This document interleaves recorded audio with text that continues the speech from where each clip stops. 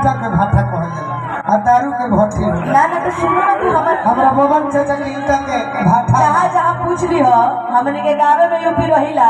ईटवा के भट्टिया के नीचवा सब बैठ के महुआ दिल बात पिए सब अल्लाह ला एगो पाऊ चावल धिया धीरती भाटा बोला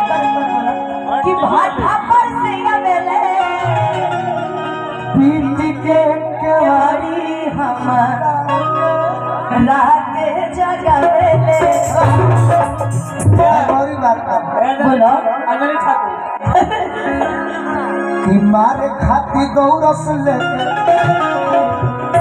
बसवा के खाम मारे खातिर दौलत से लेके बसवा के सुनो छोड़ दे ई सब कर छोड़ दे देखा दारू पियल बड़ी गलत चीज है अरे पियो तनी कारण बा नथुनी भैया कैसे लेकर रहुआ ढूंढ ले बनी हमरा भेरी दारू पी के तमाशा करता है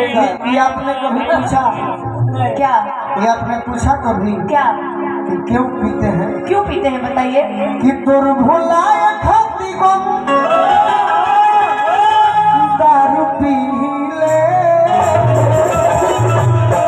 आके देखो ये सुनो कैसे पी ले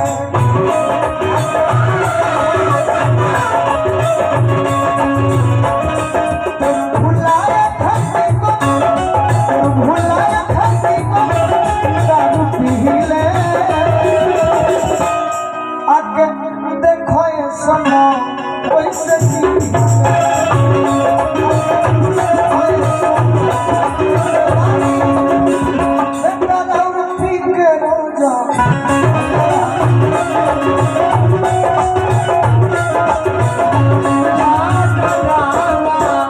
दौरे की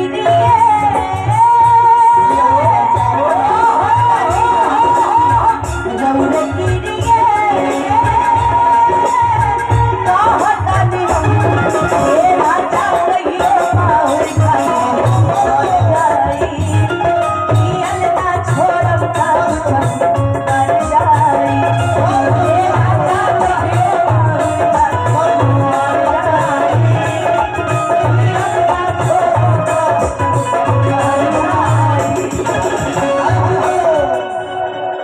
बाकी खाली ये बात हुई तो क्या बात तारा है के देखो तो एगो बात हम याद करी बोलिए रिमाइंडर में तो हल चलन कल बोलो भैया कि रूपवा बनाई ले लू बेगला सजाई ले लू रूपवा बनाई ले लू बेगला सजाई ले लू रूपवा बनाई ले लू आ बेगला टकाई ले लू तू मऊ में चल ताड़ू रे हाय हाय हाय जिया कि चल ताड़ू रे लयौरी बस में ए गोरी कोस में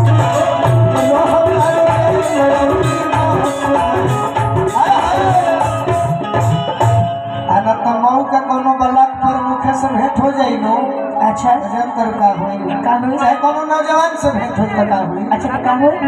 अरे ठेक के जाई माई नसफल गोरी कोस में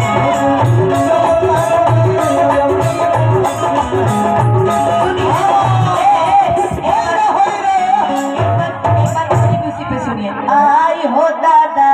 कैसन पिया के जारी करना आई हो दादा कैसन पिया के जारी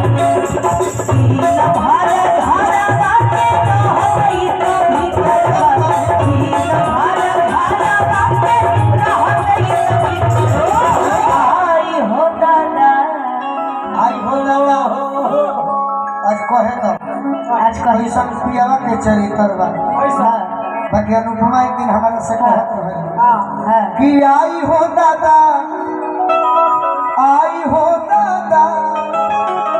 अरे आई हो दादा देवरा घरे आता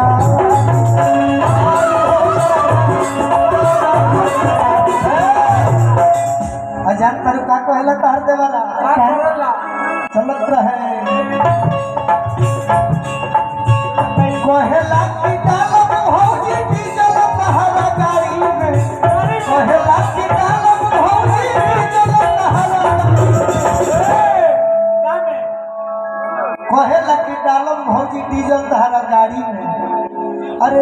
हो दादा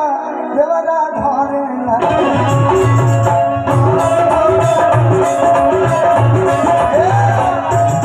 बाकी अनुपमा हाँ एगो तारा के बूढ़ बाबा देखत रहन ओनिया बड़ी मन से ताकत रह हाँ तो वो अपना मन में सोचत रह जान लगत है कोनो बात जाड़ा में जाड़े तो लगी तब वो कहता है कि आई हो दादा तीसे मने बुझाला दरद तीसे मने दरद अच्छा कि आई हो दादा ये ओम जी हैं और ये भी संगीत के क्षेत्र में हाँ एक बार यूट्यूब वाले भाइयों को भी दिखा दीजिएगा ये ओम बाबू हैं जो संगीत के क्षेत्र में भी हम लोग गाना सुने नहीं हैं समय मिला तो नथुनी भैया से कहेंगे बिल्कुल बिल्कुल एक गीत आप गाइएगा बाकी सरस्वती का नाम लीजिए अच्छे गीतों का प्रयोग कीजिए खूब आगे जरूर बढ़िएगा बहुत आगे बढ़िए। जा आशीर्वाद दो अरे दम बन रह जा हे मौसिया के बोल बता के बढ़ जी तो मौसा के गोड़ लग ले चुप रहो कि आई हो दादा अरे तीसे कोमर के सीली पर मन करला हगा के टांगी आई दीपी पर अच्छा ये बाबा कह रहे हैं बाबा के तारा पर लाइन जो मरले बड़ो तो वो लहंगा क्यों रखेंगे वहाँ पे अरे भाई उहे नु कहा जाला चाम के जी भला बता दे कि आई हो दादा तीसे कोमर के सीली पर डाली का क्या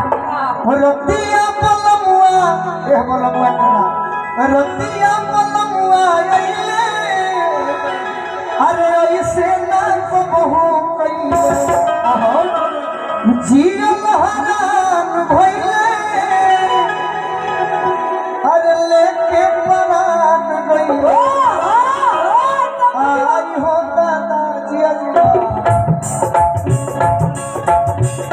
आई हो दादा मन पियवा के छोड़ी तो आई हो मन पर लहका के ताकती हिम्मती पर मन पर लहका के ताकती पर आई हो दादा यह गीत सब कहीं हो है ना एगो गाना सुनले रहूं कल्लू जी गौले रहूं लेकिन आज इनका जिस तरीके से मिजाज लग रहा है या जिस तरीके से ये मुझे पूछ रहे हैं या मेरे से झगड़े में करते रहे हरदम मंच पे ना हो को मोबाइल पे झगड़ा होला लेकिन कि मरही के बाटे ता मारे दाना जान से अच्छा होगा बाटे ता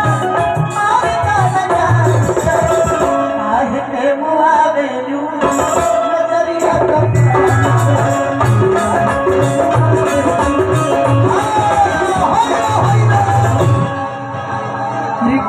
ये सब कौन काम है कहाँ लेके चल गए आहा हा एगो गाना तहरे मुंह से गा देबो तू हाँ तो जितना ब्लॉक प्रमुख लोग आई बस खुश हो जा करू कल्लू जी गौले रहले कि नर ना ना ना रे ना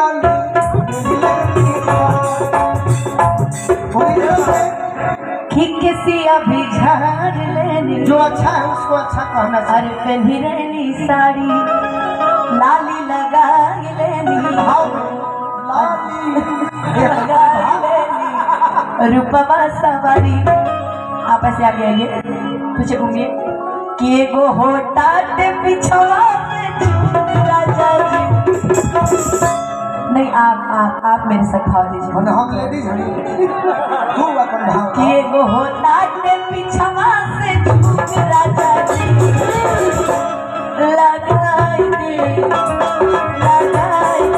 चलिया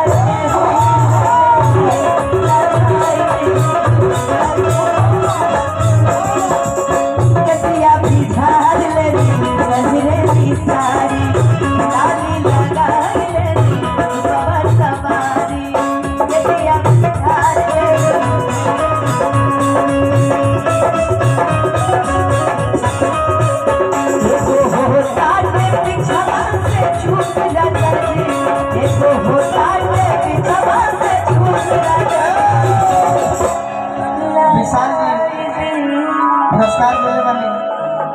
और गीत देखे हमने के तो भाई गीत